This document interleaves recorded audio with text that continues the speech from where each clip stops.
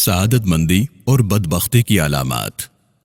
سعادت اور فلاح کی علامات میں سے یہ ہے کہ بندہ جتنا زیادہ علم حاصل کرے اس کے اندر اتنی ہی زیادہ عاجزی اور رحم دلی پیدا ہو۔ جتنا زیادہ اس کے خوف خدا میں اضافہ ہو اتنا ہی محتاط اور پرہیزگار ہو جائے۔ جتنا زیادہ عمر میں اضافہ ہو اتنی ہی حرص میں کمی ہو۔ جتنا زیادہ مال ملے اتنا ہی سخاوت اور خرچ کرنے کا جذبہ بڑھ جائے۔ جتنا زیادہ مرتبہ اور عزت ملے اتنا ہی وہ لوگوں کے قریب ہو، ان کی ضروریات پوری کرے اور ان کے ساتھ عاجزی سے پیش آئے۔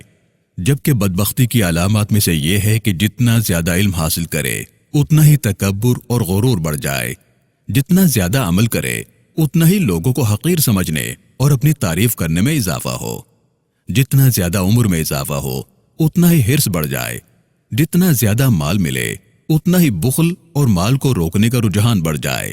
جتنا زیادہ مرتبہ اور عزت ملے اتنا ہی تکبر اور غرور میں اضافہ ہو جائے۔ یہ سب چیزیں اللہ کی طرف سے امتحان اور آزمائشیں ہیں۔ ان آزمائشوں میں سے بعض لوگ کامیاب ہوتے ہیں اور بعض ناکام۔ اسی طرح کرامات جیسے حکومت، سلطنت اور مال وغیرہ بھی امتحان اور آزمائش ہے۔ جیسا کہ اللہ رب العالمین نے اپنے نبی حضرت سلیمان علیہ السلام کے بارے میں فرمایا جب انہوں نے بلقیس کا تخت اپنے پاس پایا، یہ میرے رب کے فضل سے ہے تاکہ وہ مجھے آزمائے کہ میں شکر کرتا ہوں یا ناشکری کرتا ہوں۔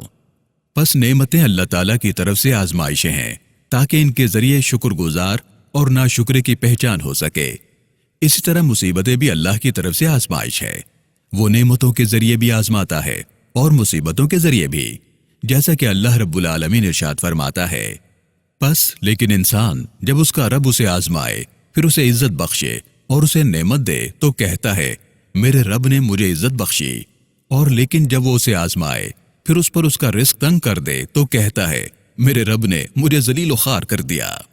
لیکن حقیقت یہ ہے کہ نہ ہر وہ شخص جسے زیادہ رزق اور نعمت دی جائے اس کے لیے یہ عزت ہے، اور نہ ہر وہ شخص جس کا رزق تنگ کیا جائے اس کے لیے یہ ذلت ہے۔ والسلام علیکم ورحمۃ اللہ تعالی وبرکاتہ۔